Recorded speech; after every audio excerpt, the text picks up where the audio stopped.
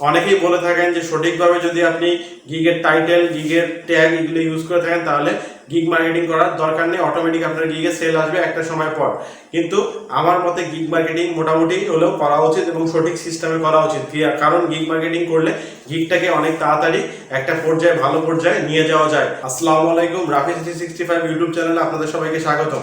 আশা করি সবাই ভালো আছেন।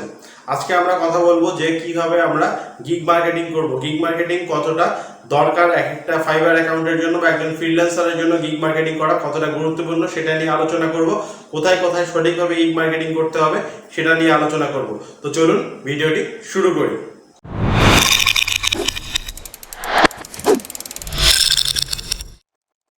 গিগ মার্কেটিং করার জন্য আপনাকে যে ধরনের সোশ্যাল মিডিয়াগুলো আছে যেমন Facebook, Instagram, Twitter, LinkedIn, Pinterest, এই ধরনের যতগুলো সোশ্যাল মিডিয়া আছে সবগুলো অ্যাকাউন্ট থাকতে হবে এবং সবসময় চেষ্টা করবেন এই ধরনের সোশ্যাল মিডিয়াগুলোতে গিয়ে কখনো লিঙ্ক শেয়ার করতে করতে স্প্যাম করবেন না। স্প্যাম করলে যে কোনো সময় আপনার অ্যাকাউন্ট সাসপেন্ড হতে পারে।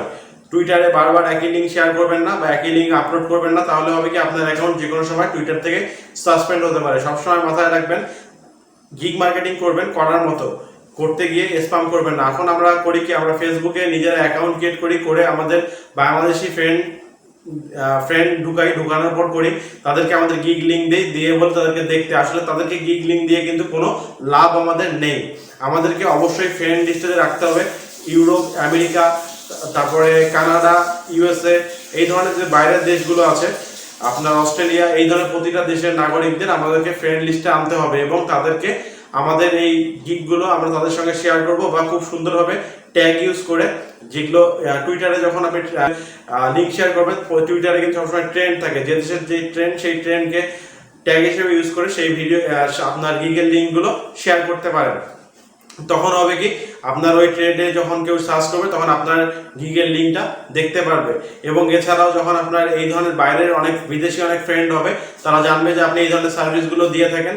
তাদের মধ্যে থেকে 100 জন থেকে মিনিমাম 1 থেকে 5 জন আপনার সার্ভিসটি নিতে পারে। তো এই জন্য সবসময় সোশ্যাল মিডিয়া ইউজ করার চেষ্টা করবেন। আমরা জানি যে অনেক বড় বড় ফ্রিল্যান্সার আজকে সোশ্যাল মিডিয়া থেকে অনেক বায়ার পেয়েছেন এবং এই বায়ারগুলো থেকে তারা রীতিমতো অনেক ধরনের অনেক বেশি পরিমাণে ইউএসডি বা ডলার ইনকাম করছেন। তো সবসময় চিন্তা করে রাখবেন, মাথায় রাখবেন যে সোশ্যাল মিডিয়াগুলো সঠিক ব্যবহার করার চেষ্টা করবেন। আমরা করি কি, আমরা সোশ্যাল মিডিয়া ক্রিয়েট করি, বাংলাদেশি ফ্রেন্ড ঢুকাই, তাদেরকে আমাদের গিগের লিঙ্ক শেয়ার করি, তাদেরকে দেখতে বলে, তাদেরকে দিয়ে আমাদের কোনো লাভ নেই। অবশ্যই কোনটাতে কিভাবে করতে হবে এটা নিজের মাথা খাটাইয়ে আপনাকে ভেবে চিন্তে সঠিকভাবে করতে হবে। তো অবশ্যই গিগ মার্কেটিং করতে হবে। গিগ মার্কেটিং করলে আপনার গিগ একটি ভালো র্যাঙ্কে যাওয়ার সম্ভাবনা আছে। তবে অনেকেই বলে থাকেন যে সঠিকভাবে যদি আপনি গিগের টাইটেল, গিগের ট্যাগ এগুলো ইউজ করে থাকেন তাহলে গিগ মার্কেটিং করার দরকার নেই, অটোমেটিক আপনার গিগে সেল আসবে একটা সময় পর। কিন্তু আমার মতে গিগ মার্কেটিং মোটামুটি হলেও করা উচিত এবং সঠিক সিস্টেমে করা উচিত। কারণ গিগ মার্কেটিং করলে গিগটাকে অনেক তাড়াতাড়ি একটা পর্যায়ে, ভালো পর্যায়ে নিয়ে যাওয়া যায়।